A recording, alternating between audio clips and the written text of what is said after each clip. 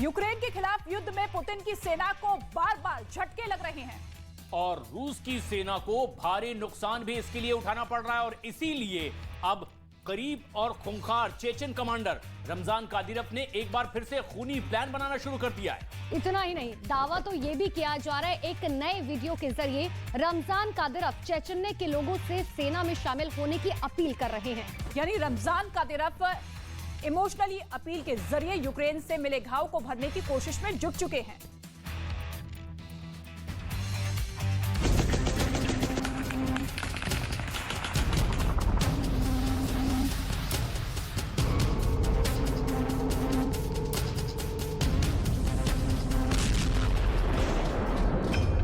Zelensky के खिलाफ Kadyrov की नई सेना।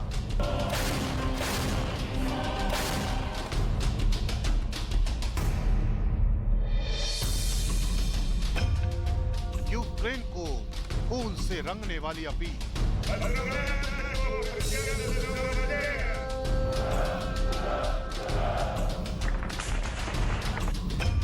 पुतिन के खूंखार कमांडर का आखिरी वार।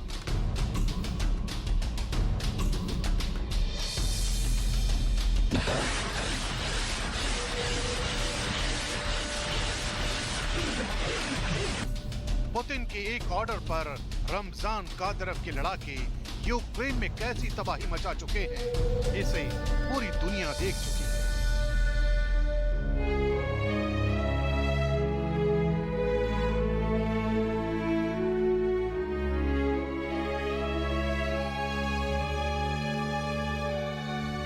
दुनिया समझ चुकी है कि रमजान कादिरोव के लिए पुतिन के एक आदेश का मतलब क्या होता है।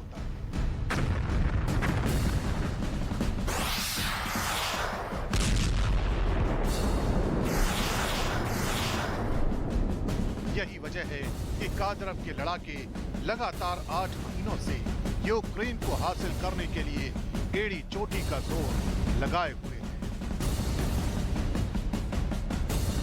लेकिन यूक्रेन की सेना के जबरदस्त पलटवार में जितना नुकसान रूस की सेना को हुआ है, उतना ही बड़ा नुकसान कादिरोव के लड़ाकों को भी उठाना पड़ा है। यूक्रेन के रक्षा मंत्रालय से आई जानकारी के मुताबिक अब तक कादिरोव के सैकड़ों लड़ाकों को मौत के घाट उतारा जा चुका है। आलम यह हो चुका है कि युद्ध में कादिरोव के लड़ाकों की संख्या लगातार कम होती जा रही है और इसी कमी की भरपाई के लिए रमजान कादिरोव चेचन्या के लोगों से सेना में भर्ती होने की अपील कर रहे हैं और इसके लिए कादिरोव एक वीडियो जारी करके अपने लोगों से मदद मांग रहे हैं।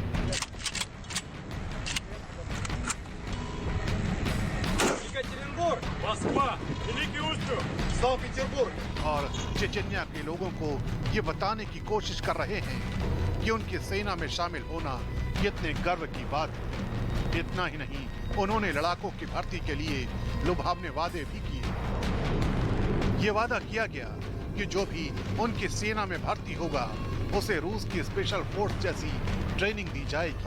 एक दिन में 3 बार खाना भी मिलेगा। इसके साथ ही उनके रूस तक जाने और वहां से ट्रेनिंग लेकर लौटने का खर्च भी उठाया जाएगा। कादिरोव ने ये लालच भी दिया कि जो भी उनकी सेना में भर्ती होगा उसे 3 महीने तक रूसी सेना का हिस्सा बनने का मौका मिलेगा। कादिरोव के इस वीडियो के सामने आने के बाद माना जा रहा है कि उनके लड़ाकों को यूक्रेन में भारी नुकसान झेलना पड़ा है और इसी वजह से वो किसी भी तरह चेचन लड़ाकों की संख्या बढ़ाना चाहते हैं।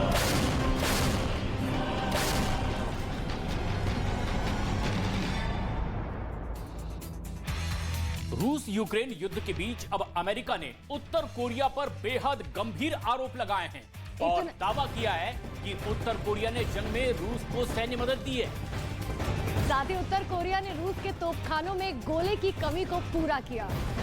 ये दावा ऐसे समय में आया है जब रूस का यूक्रेन के साथ साथ अमेरिका से भी तनाव है।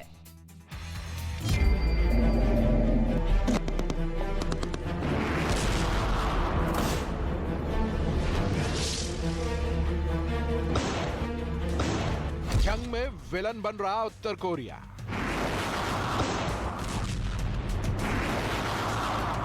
रूस को दे रहा हथियारों की मदद। पुतिन के तोपखाने में किम का बारूद।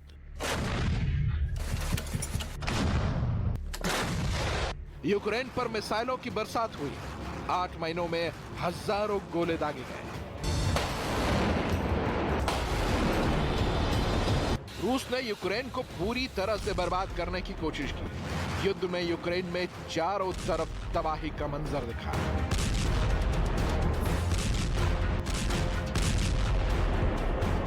हमारे समय में ऐसी बर्बादी की लाइव तस्वीरें तो पहली बार ही देखी।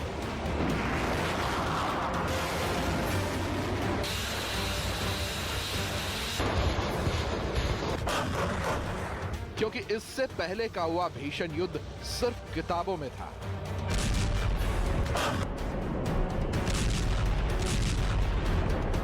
लेकिन अब खबर आ रही है कि यूक्रेन पर हमला करते करते रूस को हथियारों की कमी होने लगी है। उसके सैन्य डिपो में मिसाइलों की कमी हो रही है। तोपखानों में गोले कम पड़ने लगे हैं, क्योंकि रूस के किए इतने हमलों के बाद भी जेलेंस्की की सेना नहीं झुकी।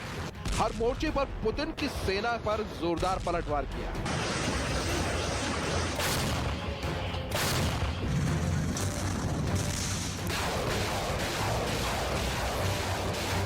लेकिन टेंशन इस बात से बढ़ गई है कि दो देशों के बीच हो रहे युद्ध को कोई और है जो हवा दे रहा है।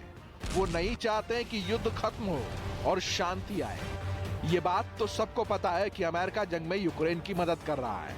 अमेरिका के हथियारों की बदौलत ही यूक्रेन की सेना रूस की सेना का सामना कर पाई। अभी इसी अमेरिका ने रूस को लेकर बड़ा दावा किया है। अपने कट्टर दुश्मन किम जोंग पर गंभीर आरोप लगाए। अमेरिका के व्हाइट हाउस ने आरोप लगाया है कि उत्तर कोरिया रूस को गोला बारूद मुहैया करा रहा है। रूस के तोपखानों में गोलों की कमी को दूर कर रहा है। इसका सीधा सा मतलब है कि ऐसे कई देश हैं जो शांति की बजाय जंग को हवा देने में लगे हैं। एक तरफ अमेरिका और नाटो देश यूक्रेन की मदद में लगे हैं, तो दूसरी तरफ अब पुतिन की सेना को भी मदद का दावा किया जा रहा है। White strategic communication coordinator John Kirby ने एक बयान में कहा कि नॉर्थ कोरिया बड़ी संख्या में रूस को हथियारों की सप्लाई कर रहा है। ये छोटी बात नहीं है, लेकिन व्हाइट हाउस इस बात पर यकीन नहीं करता है कि इससे जंग में कोई बदलाव आएगा। हमें इस बात पर यकीन नहीं कि जो सामान पुतिन को मिल रहे हैं या मिलने वाले हैं वो युद्ध के नतीजों को बदल सकेंगे। अमेरिका भले ही जो दावा करे, लेकिन आज की तारीख में सबसे ज्यादा परेशानी जेलेंस्की और पुतिन की सेना को हो रही है, क्योंकि दोनों तरफ से एड़ी चोटी का जोर लगाने के बाद भी वो युद्ध को किसी निर्णायक स्थिति पर नहीं पहुंचा पाए हैं। आज के हालात को देखते हुए तो यही लगता है कि अभी युद्ध लंबा खिंचने वाला है। उधर युद्ध में अपनी पूरी ताकत लगाने के बाद रूस ने परमाणु हमले से भी इनकार कर दिया है। क्रेमलिन की तरफ से बयान जारी कर कहा गया, परमाणु युद्ध को लेकर हमारी नीति साफ है। रूस हमेशा इस बात को मानता है कि परमाणु युद्ध कभी जीता नहीं जा सकता, इसलिए इसे लड़ना ही बेकार है। रूस के बयानों से भी भले ही परमाणु हमले की आशंका कम होती दिख रही है, लेकिन जिस तरह से युद्ध में गोले और मिसाइलें बरसाई जा रही हैं, वो तबाही को रोक नहीं सकती।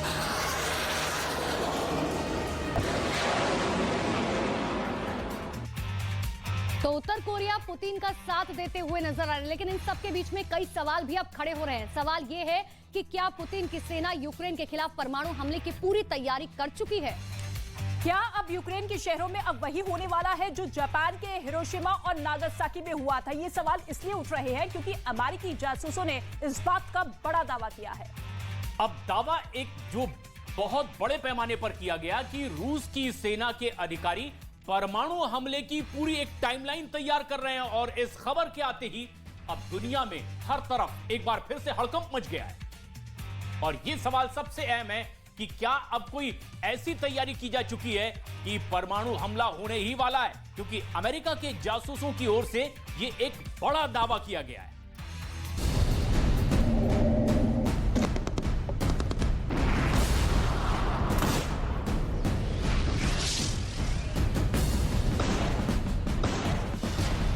यूक्रेन के खिलाफ पुतिन की बड़ी तैयारी।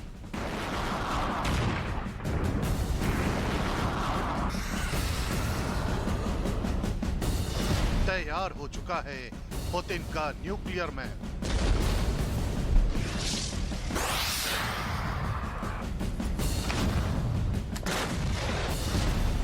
यूक्रेन में हिरोशिमा नागासाकी वाली साजिश।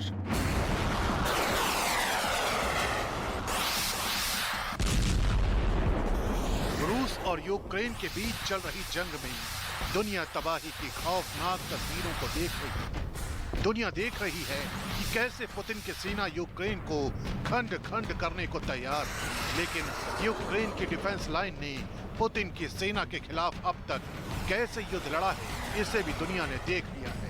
यही वजह है कि पुतिन की झल्लाहट 7वें आसमान तक पहुंच चुकी है।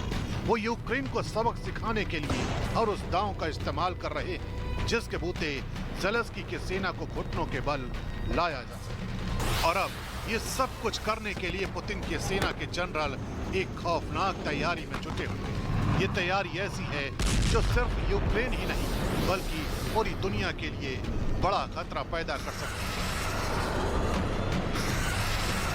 क्योंकि इस बार अमेरिका के जासूसों के हवाले से बेहद डराने वाली खबर आई है। इस खबर के मुताबिक पुतिन की सेना के जनरल यूक्रेन के खिलाफ परमाणु हमले की पूरी प्लानिंग में जुटे हैं।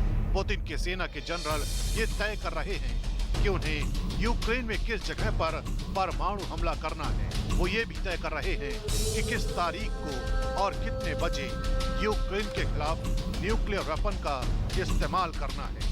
यानी यूक्रेन के खिलाफ रूसी सेना न्यूक्लियर टाइमलाइन तैयार कर रही है। अमेरिका के नेशनल सिक्योरिटी काउंसिल के अधिकारी जॉन एफ किर्बी के मुताबिक हम शुरू से ही साफ कर रहे हैं कि परमाणु हथियारों के संभावित इस्तेमाल के बारे में रूस के बयानों का गहरा संबंध है और हम उन्हें गंभीरता से लेते हैं। रूस एक ऐसा देश है जिसके पास परमाणु हथियारों का ऐसा जखीरा है जो दुनिया भर में कोहराम मचाने के लिए काफी है।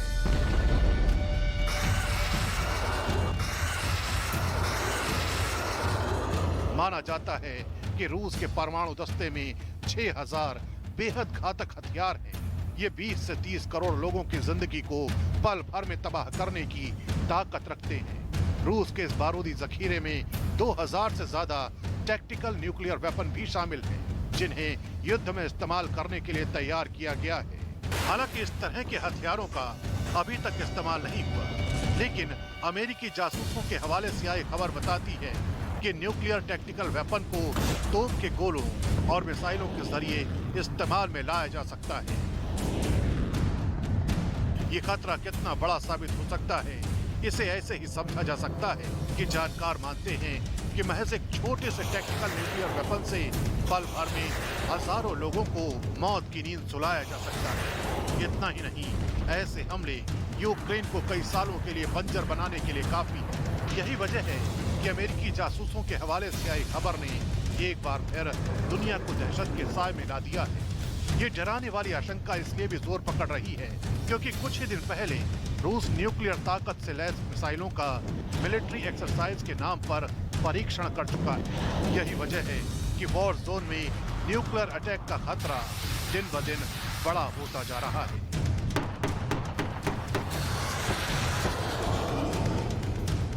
और इस वक्त एक बड़ी खबर आपको बता दें, खबर ये आ रही है कि नॉर्थ कोरिया ने समंदर में एक के बाद एक कई मिसाइल दागी है और इससे दुनिया को अब इस खबर ने दहशत में डालकर रख दिया। हालांकि इसके बाद साउथ कोरिया ने भी मिसाइल दागी और इन हालातों को देखते हुए जापान में दहशत अब देखने को मिल रही है। ऐसे में जापान ने अपने नागरिकों से सुरक्षित जगह जाने की अपील की है। पहले उत्तर कोरिया की तरफ से मिसाइल दागी गई है और फिर दक्षिण कोरिया की तरफ से भी समंदर में मिसाइल दागी गई है। हालात तनावपूर्ण बने हुए हैं और जापान के लोगों को ये कह दिया गया है कि आप सुरक्षित स्थानों पर रहें।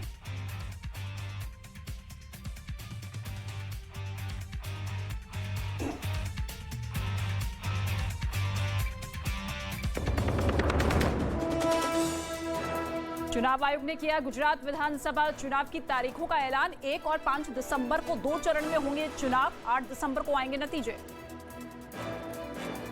With the date of counting to coincide with Himachal Pradesh on 8th of December.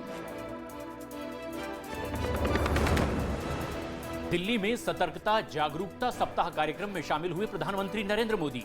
नए सीबीसी शिकायत पोर्टल का किया शुभारंभ। भ्रष्टाचार के खिलाफ सरकार जो इच्छा शक्ति दिखा रही है, वैसी ही इच्छा शक्ति सभी विभागों में भी दिखनी आवश्यक है।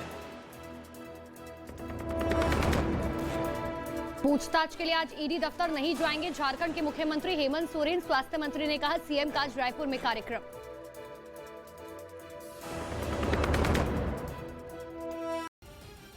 क्योंकि रूस भी जानता है कि अगर उसने परमाणु बम दागा तो जवाब देने के लिए पश्चिमी देश भी उसके खिलाफ एटम बम का इस्तेमाल करेंगे। माना जा रहा है कि इसीलिए रूस के कई इलाकों में भी परमाणु हमले से बचने के लिए शेल्टर बनाने का काम तेज हो गया। ऐसा इसलिए क्योंकि अगर रूस पर परमाणु बम गिरा तो ये घर ही उन्हें बचाएंगे। न्यूक्लियर शेल्टर मतलब ऐसा घर या बंकर जो परमाणु हमले से सुरक्षा दे और रेडिएशन से बचाए। खबर है कि अकेले मॉस्को में ही करीब 900 नए न्यूक्लियर शेल्टर बनाए जा रहे हैं, जबकि रूस में पहले से ही 16,000 से अधिक न्यूक्लियर शेल्टर हैं जो कोल्ड वॉर के दौरान बनाए गए थे। उधर यूक्रेन जंग के बीच ईरान ने ठान लिया कि वो अमेरिका और इजराइल से बदला लेगा। मतलब जंग का एक और मैदान तैयार होने वाला है, क्योंकि खबर है कि सीरिया में अमेरिका के एक मिलिट्री बेस में आग लग गई और शक है कि यह कारनामा ईरान ने किया है, जिसके लिए उसने अपने आत्मघाती ड्रोन का इस्तेमाल किया। ईरान के आत्मघाती ड्रोन की इस समय पूरी दुनिया में चर्चा हो रही है, क्योंकि रूस ने ईरान के ड्रोन से यूक्रेन की नींव हिलाकर रख दी। कीव में तो रूस ने ईरान के शाहिद 136 से ताबड़तोड़ हमले किए और जो इमारत चाहिए उसे उड़ा दिया। खबर है कि रूस के बाद अब ईरान खुद अपने ड्रोन का इस्तेमाल करने वाला है। द टाइम्स ऑफ इजराइल ने तो ईरान की पूरी प्लानिंग ही बता दी और दावा किया कि ईरान अपने इस ड्रोन से इजराइल और अमेरिका से बदला लेने की प्लानिंग कर रहा है। इस जंग में सीधा अमेरिका की फौज शामिल होगी। सऊदी अरब और इराक के कुछ शहरों में अमेरिका की फौज के बेस मौजूद हैं। माना जा रहा है कि अमेरिका की फौज के ठिकाने भी ईरान का टारगेट हो सकते हैं। ईरान के हमलों की आशंका को कुछ लाल झंडों से भी जोड़कर देखा जा रहा है, जो दक्षिणी ईरान की शाह चिराग दरगाह के गुंबद पर लहराते हुए देखे गए। ये लाल झंडा कोई आम झंडा नहीं है, बल्कि ईरान में इस लाल झंडे का सीधा ताल्लुक खून से है। लाल झंडे का मतलब है इंतकाम, यानी बदला मांगने के लिए ही लाल झंडा फहराया जाता है।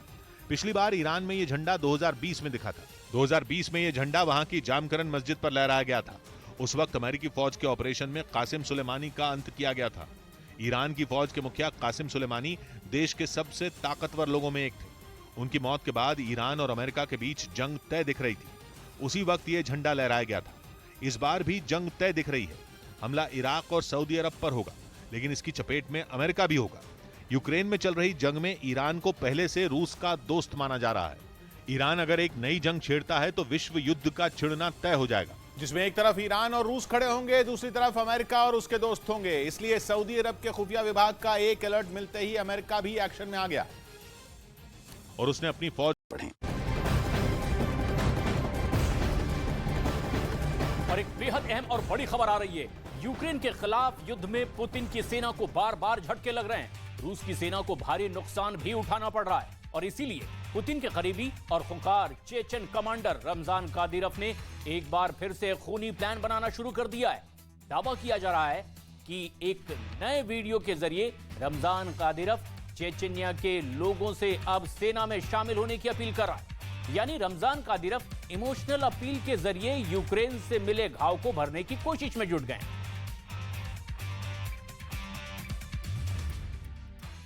देश और दुनिया की तमाम बड़ी खबरें फटाफट अंदाज में ताबड़तोड़ 50 में।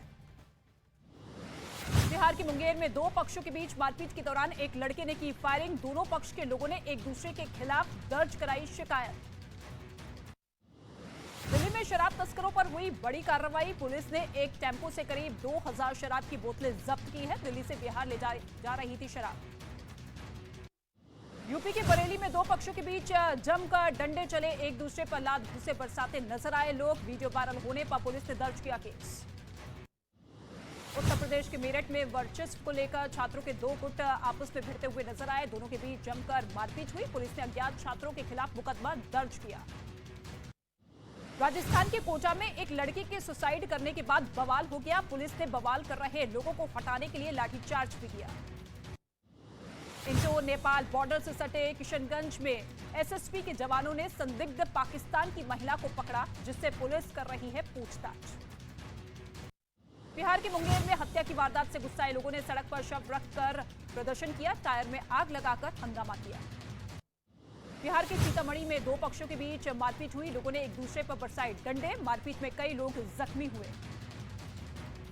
बिहार से एक हैरान कर देने वाला मामला सामने आया है। अवैध बालू भरे ट्रक का पीछा कर रहे कैमूर पुलिस रोहतास पहुंची, जहां सड़क जाम कर रहे लोगों ने पुलिस के साथ मारपीट की।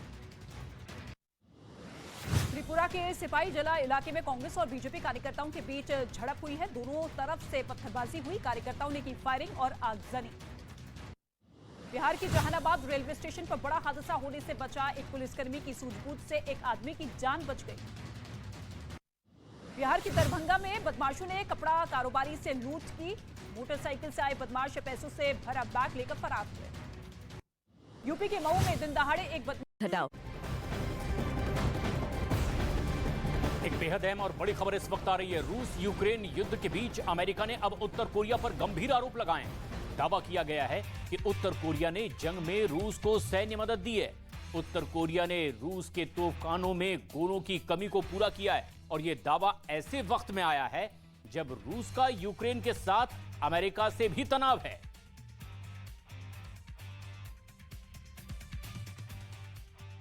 दो चरणों में होगी वोटिंग, 8 दिसंबर को आएंगे नतीजे। गुजरात चुनाव की तारीखों के ऐलान से पहले बीजेपी चुनाव समिति की गांधीनगर में अहम बैठक हुई, जिसमें गृह मंत्री अमित शाह समेत और कई बड़े नेता मौजूद रहे। हिमाचल प्रदेश के चंबा में बीजेपी अध्यक्ष जेपी नड्डा ने की चुनावी रैली। डलहौजी विधानसभा में जनता को संबोधित किया। हिमाचल प्रदेश के सोलन में रक्षा मंत्री राजनाथ सिंह की चुनावी रैली। कांग्रेस पर हमला बोलते हुए कहा कि कांग्रेस के शासन में डबल डिजिट में थी महंगाई। दिल्ली में सतर्कता जागरूकता सप्ताह कार्यक्रम में शामिल हुए प्रधानमंत्री नरेंद्र मोदी सीवीसी के नए शिकायत प्रबंधन पोर्टल का उद्घाटन किया। 6 राज्यों की 7 विधानसभा सीटों के उपचुनाव के लिए आज हो रहा है मतदान। सभी विधानसभा में उपचुनाव की मतगणना रविवार को होगी। तेलंगाना के मुनुगोड़े विधानसभा में मतदान केंद्र पर 2 गुटों में हुई झड़प, पुलिस ने किया लाठीचार्ज। बिहार की मोकामा विधानसभा सीट पर उपचुनाव के लिए डाले जा रहे हैं वोट। शाम 6 बजे तक होगा मतदान। हरियाणा के आदमपुर विधानसभा सीट पर मतदान जारी। बीजेपी नेता कुलदीप बिश्नोई और उनके परिवार ने डाला वोट। यूपी के लखीमपुर खीरी में गोरखनाथ विधानसभा उपचुनाव के लिए मतदान जारी है। पोलिंग बूथ पर मतदाताओं की लंबी कतार नजर आई। दिल्ली में प्रदूषण से कोई राहत नहीं। आज भी कई इलाकों का AQI बहुत खराब। जहरीली हवा से लोगों का दम घुट रहा है। दिल्ली में बढ़ते प्रदूषण को लेकर बीजेपी का हल्ला बोल। जंतर मंतर पर धरना देने पहुंचे पूर्व केंद्रीय मंत्री विजय गोयल। पंजाब में पराली जलाने का सिलसिला नहीं थम रहा है। पटियाला में खेतों में पराली जलाते नजर आए लोग। पंजाब की मोहाली से भी पराली जलाने का। और इस वक्त एक बड़ी खबर आपको बता दें, दक्षिण कोरिया की तरफ से 3 मिसाइल दागी गई है। इस वक्त ये बड़ी जानकारी निकलकर सामने आ रही है। दक्षिण कोरिया की तरफ से ये बड़ा दावा किया गया है, उत्तर कोरिया ने 3 और मिसाइल दागी है। बैलिस्टिक मिसाइल का परीक्षण किया गया है। ये एक और बड़ा दावा यहां पर किया गया है दक्षिण कोरिया की तरफ से कि किस तरीके से उत्तर कोरिया की तरफ से 3 और मिसाइल दागी गई है। इसके साथ ही बैलिस्टिक मिसाइल का परीक्षण भी किया गया।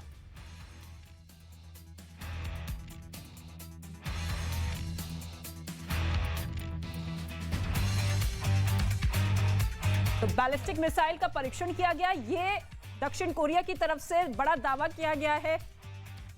3 मिसाइल दागी गई है उत्तर कोरिया की तरफ से। दक्षिण कोरिया और उत्तर कोरिया जो कि लगातार समंदर में मिसाइल दागकर अपना शक्ति प्रदर्शन करते हुए नजर आ रहे हैं और इस बीच मिसाइल दागने का यह बड़ा दावा किया गया है दक्षिण कोरिया की तरफ से। बरामद किए गए।